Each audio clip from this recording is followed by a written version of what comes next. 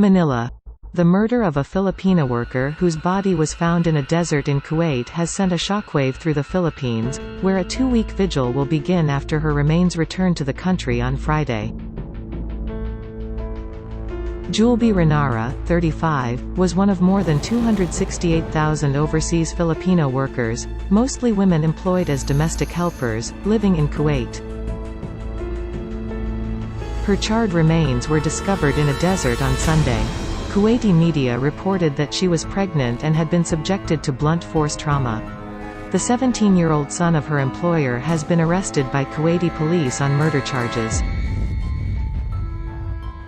Migrant Workers Secretary Susan Opal declined to comment on the causes of Renara's death until after the National Bureau of Investigation has conducted an autopsy. There are many speculations as to the cause of death and motives behind it. The family has requested for an autopsy, she said in a media briefing on Friday. What is important is the police acted quickly. The primary suspect is under the custody of the Kuwaiti police, and we are closely monitoring the case.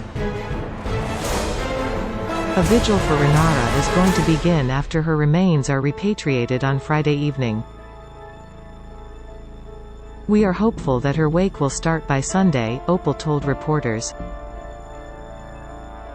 According to the husband, they would like the wake scheduled for 2 weeks to give time for relatives and friends who are in the province to pay their respect.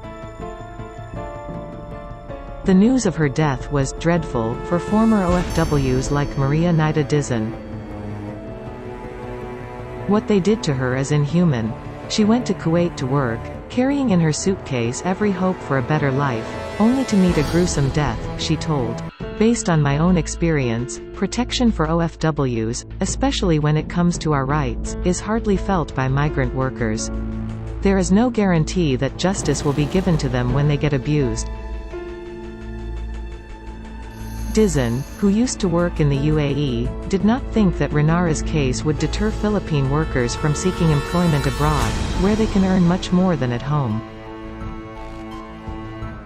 Many cases of abuse have been reported, but our countrymen still want to try to work abroad, especially women, mothers mostly, she said.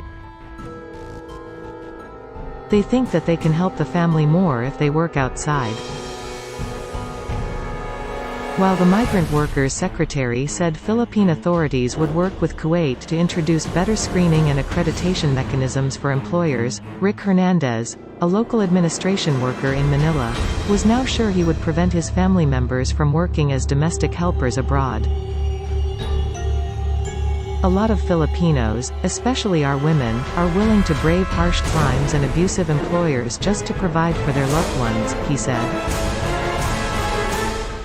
As a father and husband, I would rather starve here rather than send my daughter or wife to toil as menials in a faraway country.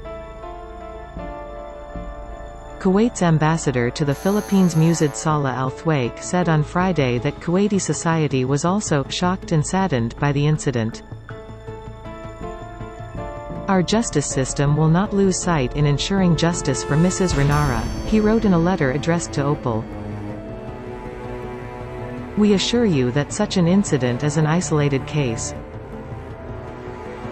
Renara's murder, however, was not the first such incident in Kuwait that shook the Philippines, which in 2018 imposed a worker deployment ban to the Gulf country after the killing of Filipina domestic helper Joanna Daniela Dimafelis, whose body was found in a freezer at an abandoned apartment. The ban was partially lifted the same year, after the two countries signed a protection agreement for workers.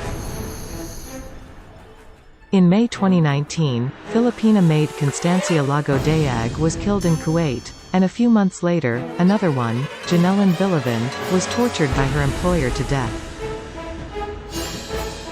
The Philippines again imposed a worker deployment ban in January 2020, which was lifted when Kuwaiti authorities charged Villavind's employer with murder and sentenced her to hanging.